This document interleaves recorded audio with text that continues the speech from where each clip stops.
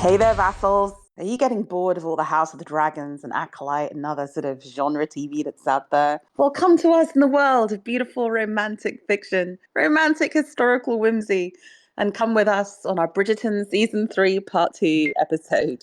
My name is Bina007. I'm going to be your host, and I am joined by Stephanie or GSDG on the forums. and we're going to run you through. Naturally, this will be spoiler filled for all episodes of Bridgerton and maybe the books too. So, Stephanie, how did you rate this part of the season? And what was, maybe remind listeners how you felt about the first half? I like the setup of the first half of the season, but this back half of the season really brought it home for me. And I don't think that's a coincidence considering how they structured the release. But, every episode of this back half is just, like one reveal after another, and the characters dealing with that, right? And Mm. also, it's just a good demonstration of various levels of accountability from the characters, right? Within their family systems or within just like, or to like, just like at large, right? Or Yeah. And how do you find season 3? I mean, the fans tend to sort of really judge them on the central romantic story. So how do you find pollen, as some are calling it, or season 3 relative to season 2 and 1? I liked it. I think just as someone who hasn't read the books, it's nothing. I don't think much is going to beat the first season of just, acknowledge or like having the characters acknowledge in this Regency setting that female masturbation exists, etc. But Yeah, I mean, I think so, the shock and awe for everyone of season 1 and just this Shondaland version was quite something. So we now at least know a little bit more what to expect. oh no, and it totally works because just about how what's always been silly is how the contrast between how like the Jane Austen depiction of country life among the minor gentry versus the 24/7 party atmosphere of basically anyone with any kind of money in Regency circles, right? I mean, that is a big contrast, isn't it? Because Jane Austen wrote of what she knew, which was rather boring, rural country living, whereas this is all meant to be in Mayfair, in Grosvenor Square. This is the ton. This is royalty adjacent, higher level, super rich partying. So it's a much, much Right. more glamorous lifestyle, to be sure. Right, because like Queen Charlotte's like out there comparing or sort of complaining about her how all of her children weren't married or like they're in like long-term partnerships with opera singers for like with like 10 kids and stuff for like then like that's just like very symptomatic or of the like the party lifestyle that the upper class was having in that age. Yeah, and also just Jane Austen, like how much of it is that she just wanted to be taken seriously as a writer, right? Because it was very difficult to be taken seriously because she was she even writing under her own name, or just like I remember a lot of early editions of Jane Austen novels said like this is published by a lady because that's scandalous enough, right?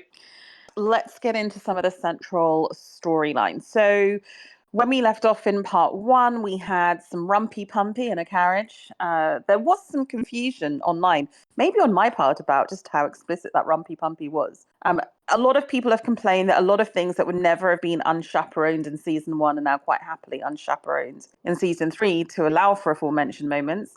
But anyway, we have Colin proposing, but Penelope is nervous because he still doesn't know that she's Whistledown. And so the second half of the season is just, can they keep that a secret? How will he react? Will he still love her now that he knows that she's a sort of writing superpower and he's an aspiring writer? How did you find the resolution of this storyline? I liked it. It was a nice touch to bring in Cressida to, like try to own up to the Whistledown bounty for so she could get out of her marriage, and to turn that into a blackmail attempt on Penelope. Mm. And yeah, no, I like that they remembered how Penelope undermined Colin's courtship of Marina, was it, from season 1? Yeah, I mean, even I'd Through forgotten that Whistledown. that storyline. Although one forgets that she was trying to protect him from someone who was being deceitful, although desperate in her own right. So I Right. guess in Penelope's eyes, she was trying to protect the guy that she fancied too. Yeah, and yeah, there is the aspect of right back to like what Penelope Suter in the first half of this season was talking about. It's like, no, you're clearly in love with someone else, and it's more of like just like right. It's just like how the social taboos are getting in the way of having these kinds of honest conversations, right? Yeah, exactly. I have to say, I quite like the resolution, but it was very odd because this is very different from the books insofar as the story happens a lot earlier in the sequencing. So in the sequencing, this happens later, and Penelope's more desperate to be wed. Colin's older. The deception, I suppose, has been going on for longer as well. Like And her namesake, she's been waiting longer. yeah, exactly. And I found it interesting how they were trying to play it, which is that they've obviously exposed her identity very early in the series, right? It's Mhm. exposed basically halfway through season 3, and it was exposed very early. And I like the idea that maybe this is a Shonda Rhimes fantasy of her own. Finding a partner who then wants to protect you, either by concealing your identity and buying people off. He wants to be a manly man, right, and protect her. And actually, Mhm. what she's saying is, I don't need protecting. I can protect myself. I have the money to buy people off. I have the wit and the intelligence to persuade people. What I need is for you to love me regardless. I thought that was really modern and really interesting. It's very different to the books, dear reader. So don't go and buy the books if you think it's going to be like this. But because they Yeah, were I doing like that aspect. because they were pushing and pulling in it to fill it into this, I sort of thought, so it's a real test of Colin, isn't it? Can he reinvent his notion of what a man protecting his woman is? But actually, she doesn't really need protection; she needs support.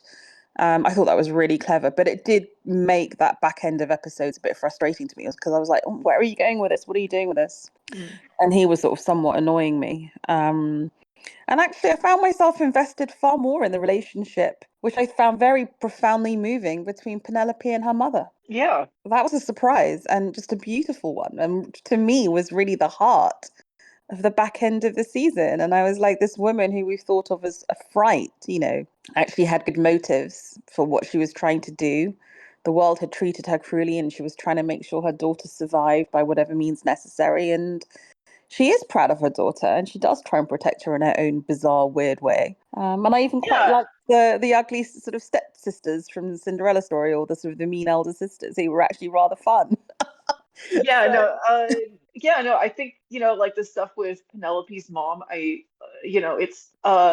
think what would have really brought it to the next level for me was like if, like they said, or if like, like Colin said that the wedding was off and her mom still accepted her for that, mm, because it does leave like a little bit of a taste in your mouth. It's like, okay, like they're like she's still getting what she wants. And, like, right, like we understand like why the Mrs. Bennet character acts the way she does, right? Because it's like Mr. Bennett is barely lifting a finger to help get the Bennett girls married, right? But then yeah, so then Mrs. Bennett is left with her nerves to just like deal with that situation, and on top of all the money problems they have. And does add a dose of realism to the story that like even if your parent that you've had a difficult relationship with is trying to like make amends or like change their like like their like general way of, or trying to like improve their relationship with you, that like there is kind of like that like little bit that's not like the platonic ideal of how to like demonstrate to your kid that you love them, right? yeah. And it was very neat at the end that sort of Penelope's money that she'd earned could now basically be used as the excuse of why the mother came into her what was really swindled money, which I rather Right. liked. It just resolved very neatly. I did not see that coming, and I really liked it. So, a great storyline, I thought. And Yeah, actually, and with the rest of the family, it was, good to, or it was interesting to see that, just like, the patterns of the family are what they are. So then when, like Penelope's wedding is getting planned, then the mom's going all out, mm, the other sisters are still asking, oh, but like, like we didn't get this. Why is she getting that? And then so it's still and then it's just like, how do you like, like, right? Because it's just like, like, yes, like Colin's family has more money, but then also like it's because she's, or, it's partially because the mom's trying to make up for, Yeah, ignoring lost Penelope time. for so Yeah, long. Right. But exactly. then it's just like you've already set the precedent of you're ignoring Penelope. So the sisters are asking, okay, something's not wrong, it's not right with this picture, right? But I did like the sisters by the end. I thought that was a lovely ball scene, and that you find Yeah. out that Penelope's just giving them one last hurrah, and Yeah. the butterflies, and they are so arrogant and self-confident, but there's just something so gloriously wonderful about. I know I'm a genius. I thought of the butterflies, and they're so sort of wonderfully joyous in it, and I thought as light relief, but just so earnestly wonderful. I really enjoyed the whole I never would have thought I'd say this in season one, but the whole Featherington family were just an absolute delight in this back end of episodes. Yeah. Anything more to say on them, or should we move to other members of the ton? Yeah, I think that's good. I think, I don't think it's that big of a deal if we come back to them. It's not so deep. Yeah, exactly. Okay, well, let's move to the Bridgertons. Let's start at the top.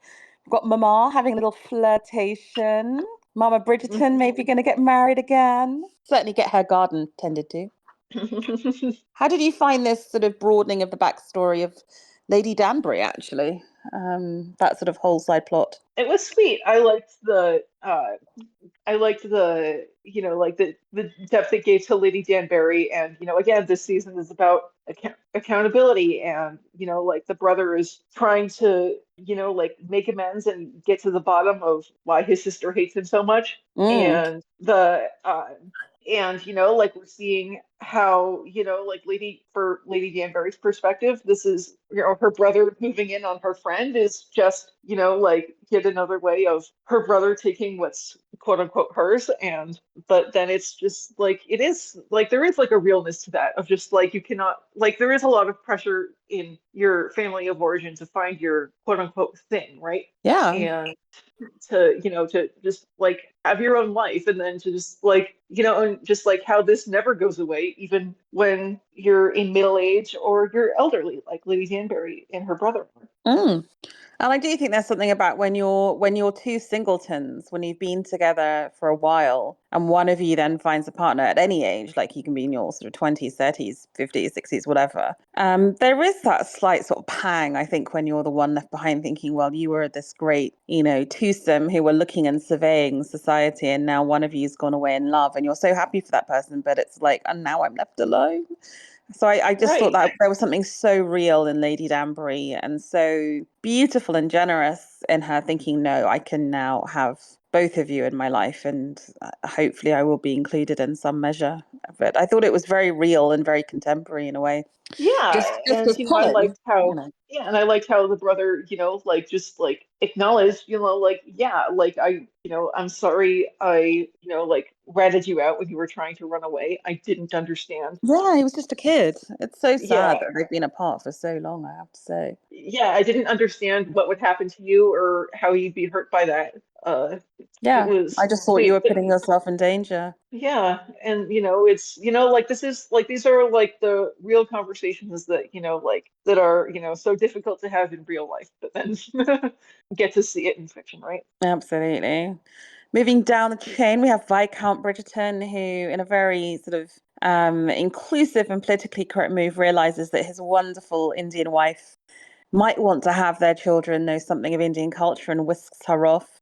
They seem so happy. They almost, I feel, have more flirty connection than in season two. I think a lot of people have commented on this that they are sizzling hot this season.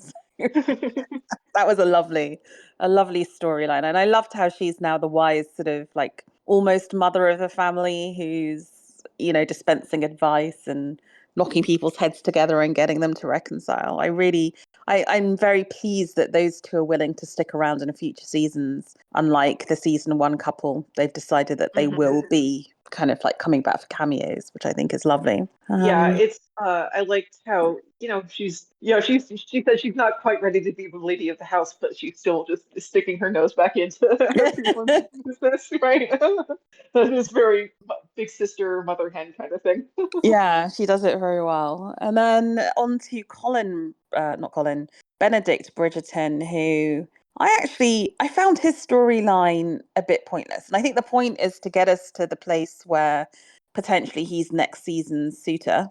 Like he Mhm. realizes he needs something more and more meaningful from life than just always being the fun one who's out carousing. The sort of bisexual threesome, I was like, I know why you're doing it, because you want to look sort of inclusive of all sexualities, and that's great. But it just felt a bit like, oh, what's this for, really? I don't know. How did you find the sort of the Benedict subplot this season?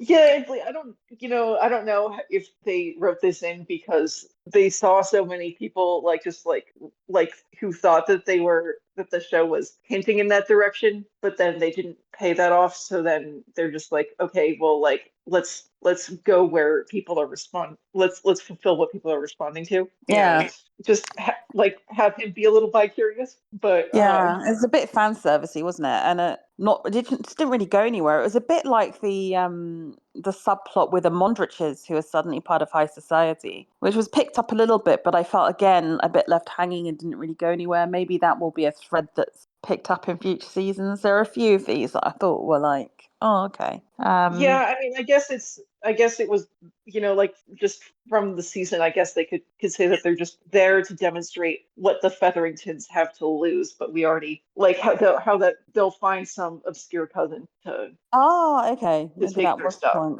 but yeah, I don't know. Because that's how they got it, right? Like obscure cousin Yeah, yeah, died, and then the person they thought that was first in line didn't have a son, so yeah.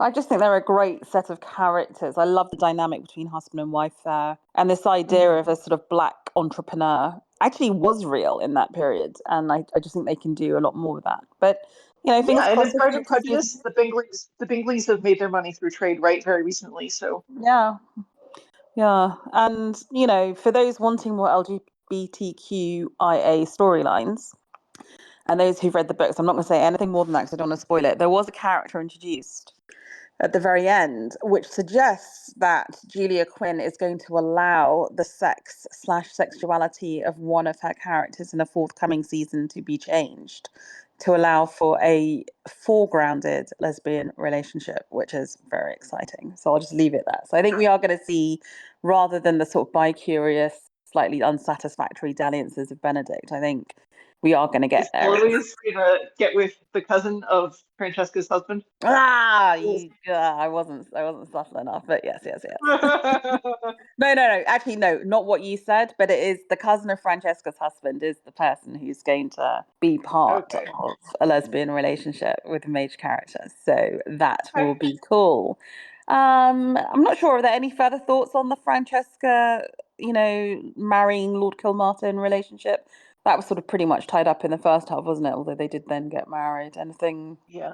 I No, don't I know. thought it was just cute to have a round of just an uncomplicated foil to Penelope and Colin, considering all their soap opera drama. And it was nice with to have her or make the real focus of that storyline be with Francesca's relationship with her mom. And Mm, this is like this is how a healthy parent deals with like my child isn't fulfilling the fantasies I had for them, right? yeah, and if I have a Or romantic fancy, I need to go out and be romantic. But my daughter has every right to live her life in the way she wants to. And if she needs to go to Scotland and be quiet, then happy days, like good for her. But yeah, it was a really thoughtful, beautiful storyline, I think. yeah, and no, I like the little comic relief of the Queen lining everyone up at Colin and Penelope's wedding, and then just them coming forward thinking that they're the secret that the Queen needs to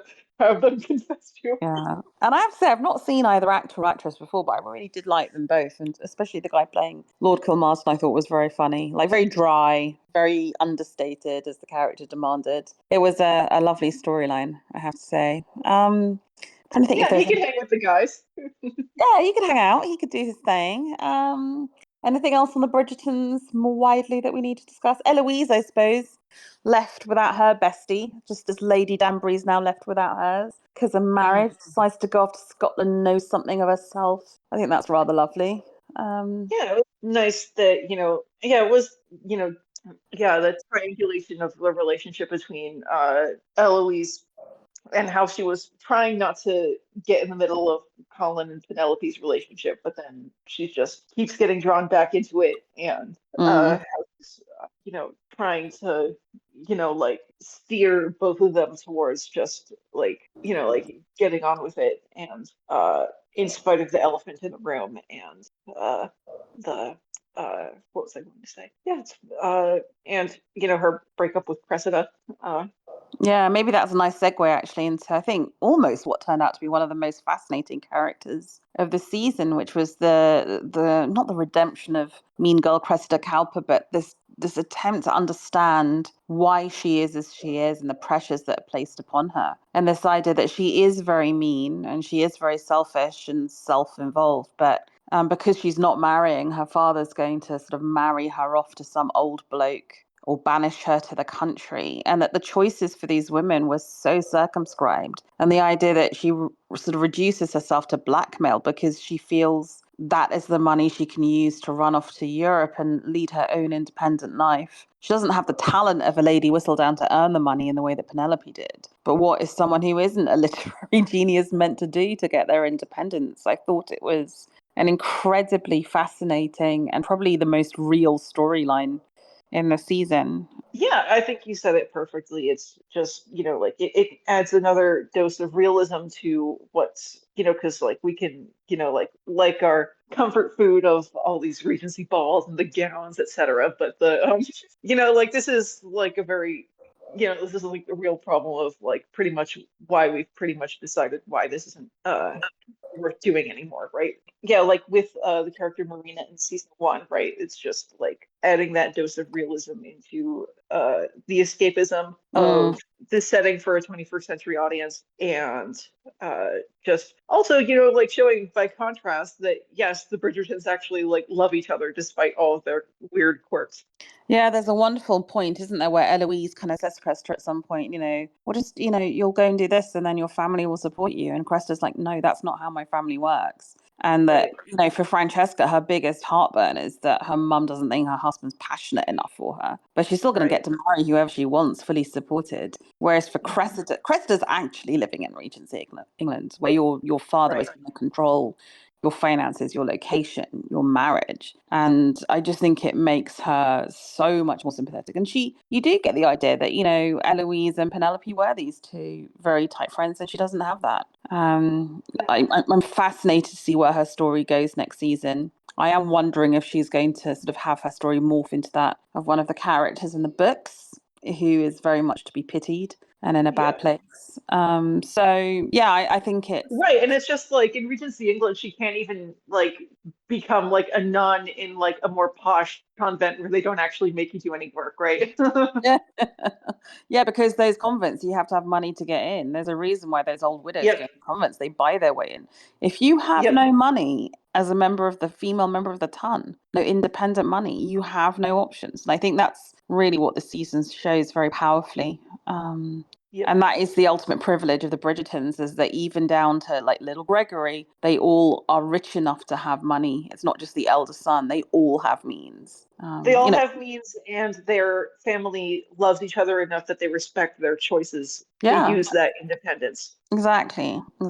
So Because they could say, because yeah, or like, like either if like mother Bridgerton or Anthony didn't approve of Francesca's husband, they say no. And if you run off with me, and if you marry him, we're not giving you your dowry, like Cressida's father says, right? Like I'm pulling your mm, dowry. But yeah, like it's both. They have the comfortable means, but they also like for the most part love and respect each other. yeah. It's really annoying to me that there's 2 years between this and the next season. Mostly because I think more than any other season, they've really set up a lot of what's going to happen next season. And I really want to see what they do with it because it is a little bit different from the books. And is there any reason why it needs to be 2 years? It just feels like, I know this is a very involved with costume kind of production, but it doesn't feel like if you had a good enough writing staff that this couldn't be done quicker. I don't know. Yeah, it feels like they have enough sets to reuse, unless the next episode or the next season takes place in some far-flung place. But then why would they do No, that? no, 'Cause no. Yeah, The exactly. the appeal is around the setting, right? So like yeah, they should have enough costumes. They should, or if they want to retain the prop department staff for the costume to make the costumes, right? They, like they have enough experience of, like, oh, this is the 100th Regency gown I've made for an extra, right? So Yeah, I just wonder if some of these shows have fallen into that luxurious cadence that they got into with the pandemic and then strikes, and I, I don't know. I find it frustrating because I want it. I want more now. I wanted all 8 episodes at once. I hated having to wait for the back end of episodes. So right, or maybe the star they've has already accepted other work and is trying to, and they're willing to respect the commitment. it just seems that they do want, like, apparently now they're trying to cast the major person for next year, and you just sort of think, could you not just? I don't know. Anyway, it's a good sign, right, that we want more. So whose turn should it be next season? Francesca's already married off. Colin's married off. Yeah, I mean, I think they set Or up. I think they've set up a bit of. I think they've set up a lot of Benedict for next season. I think part of the reason they gave him that sideline was to sort of get him to the point where he is considering marriage. So I think it's either probably Benedict or Eloise, because in the books, and again, their two stories happen very late on. Penelope gets married, and it's on the eve of her marriage that Eloise is like, "Gosh, I'm the last one standing now. I've really got to sort something out here, or I'm going to be all on my own because my best friend's gone." And that's when she first starts to really consider. I've always been quite scornful of the marriage mark, and I've never found anyone who would remotely come up to my standards. But I've really got to try and find someone now, because otherwise I'll be on my own. So they could go Eloise next as part of her Scottish adventure.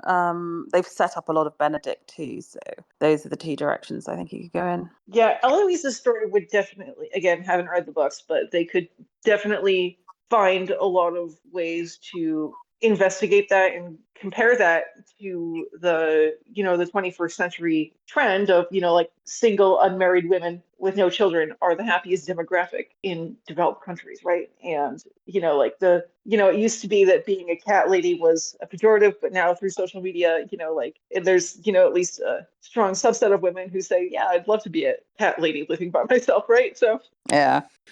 I don't know. I think, yeah. So I think the next season is going to be really interesting, because I think, in a sense, like those first seasons, when you look back on them, we were asking ourselves, or we were being asked to be invested in someone getting married who we didn't actually know. Like, we didn't know her before it was already her season. Whereas now I think we've got a few seasons. Like, I feel Benedict is quite a thin character in the books, but I really feel like invested in his future.